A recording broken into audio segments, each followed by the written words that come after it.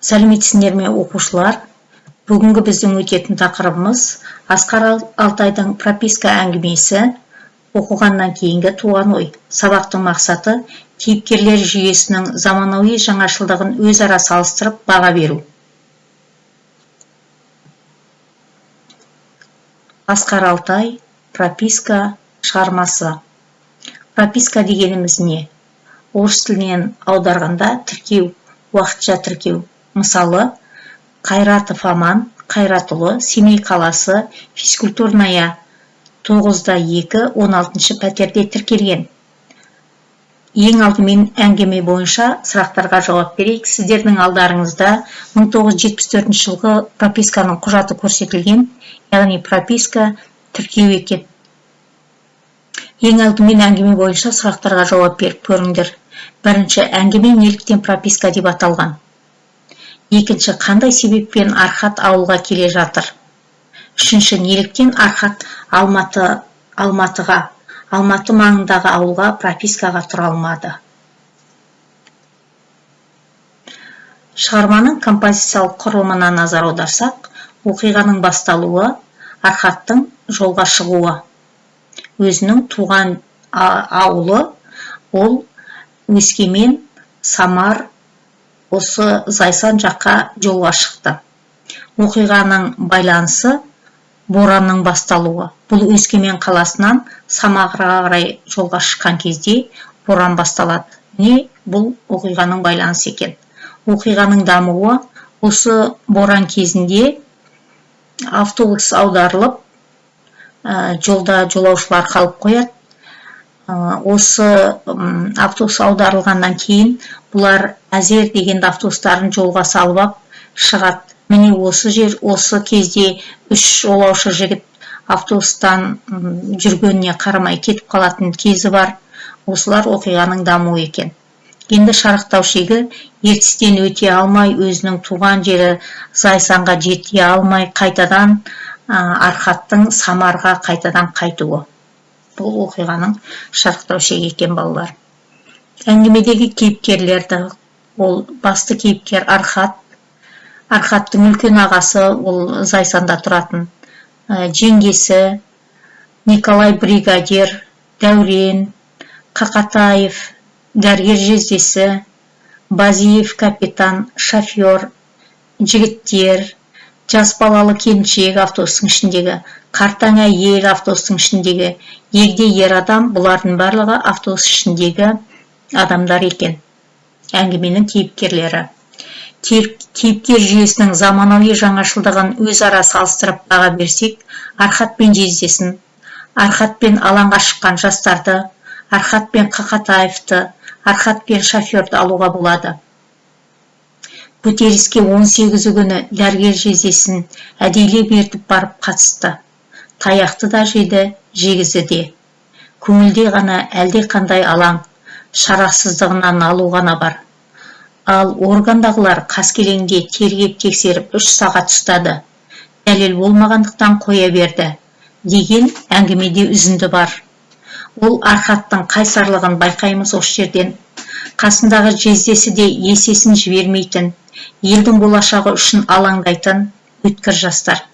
Қиындыққа мойымайтын, қиындықтан шығар жолды іздеп, табу жолында ешқандай талмайтын қайсар жандар.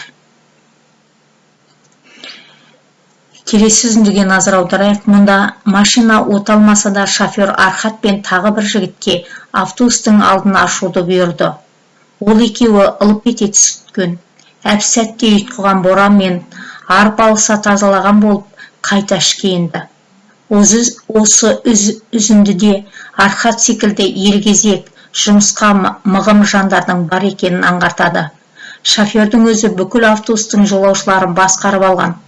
Жолдың қалай ауыртпалығын көріп, өмірлік тәжірибесі бар жанға ұқсайды. Екі кейіпкерде ұқсастық бар. Шофер жол азабын тартса, Архат өмірдің пропискасын азабын тартқан жандар. Архаттың кейіпкер ретінде жаңашылдығының бір көрінісі отан алдындағы борышын өтеуге армияға сұранып, жалынып жүріп баруы. Оны мына үзіндіден байқаймыз. Әскери өмірдің ащы тұщысын Архат мұғалімдер даярлайтын институтты бітірген соң татты ғой. Институт бітіріп қатарынан кеш қалып барған, қалай дегенмен де жаныңа батады екен. Армияның аты армия, оның өз заңы бар, уставсыз да. Бәрінде бастан кешіруге тура келді ғой. Оған да бірақ өзі сұранып, қаскелеңде рапорт жазып, Ауғанстан соғысына қатысам деп кеткенді. Сұрап алған аурудың емі жоқ емес пе? Міне осы үзіндіден кейіпкер армияға қатарынан қалып барғандығына өкінеді. Себебі 5 жыл институтта оқып, 23 жасында армияға барып, ал қасындағы әскери борышын өтеп жүргендер өзінен 4-5 жасқа кіші. Оқырманына барлық ісіңді дер кезінде атқар, не істесең де уақытында жүзеге асырған қайырлы деген ой түйгізеді. Келесі үзіндіге назар аударайық. Ал әйгілі желтоқсанның жоны тіптен бөлек. Ол үшін өліп кетсең де арман жоқ. Қойша қамалып, тырнаша жұлынған, көк мұз алаңында жер жастанған, қай жайсаң қыз жігіттен жаның артық деп Архат ойға батуынан, әділетсізге көнбейтін өрімдей жастардың әрекетін қолдап, елінің болашағына алаңдағаны байқалады. Жалындаған жас Архаттың елімізде жаңа лептің болуын армандайды. Бұл арада ішкі ойы арқылы мемлекеттегі өзгерісті қалайтыны, қыршын кеткен боздақтардың ерлік істерін мейірлене әрі қинала еске алады. Келесі үзіндіні алайық. Мұнда асығыспын, ауданға кетіп барам. Ертең келерсің өзің деп Архат Жетісу ауылының ауыл советі Қақатаевтың алдына әскери формасымен сымша тартылып тұр еді-ау. Айтсам айтқан шығармын. Қақатаев үстелге салбыраған қағазын көтеріп, дәл мына жағдайға байланысты РОВД-дан инструкция алатынымды қайдан білейін? Инструкцияны маған қандай қатысы бар аға? Отан алдындағы борышымды өтеп келдім.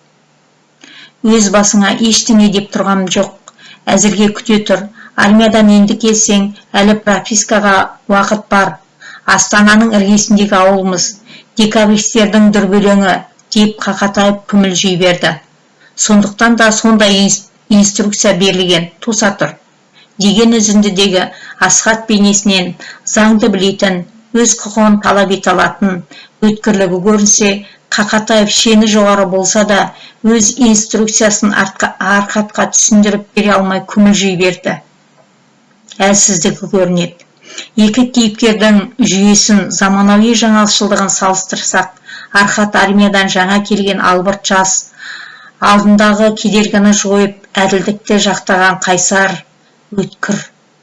Қақатаев болса, қызметінен айырылып қалам ба деп қорқып, тіркеуге ала алмай, не алмау себебін түсіндіре алмайтын шешімсіз қызметкер. Үйге тапсырма, кері байланыстың тапсырмасы, әңгіме кейіпкерлеріне тән қасиеттерді топтастыру, сызбасы арқылы көрсетіп жазыңдар.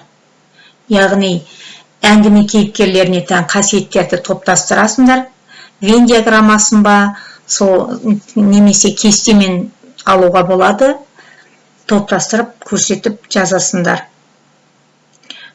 Кері байланыстың тапсырмасын күнделік кезет немесе электронды почта, WhatsApp желісі арқылы жіберулеріңе болады балалар. Сабақ аяқталды, сау саламатта болыңдар.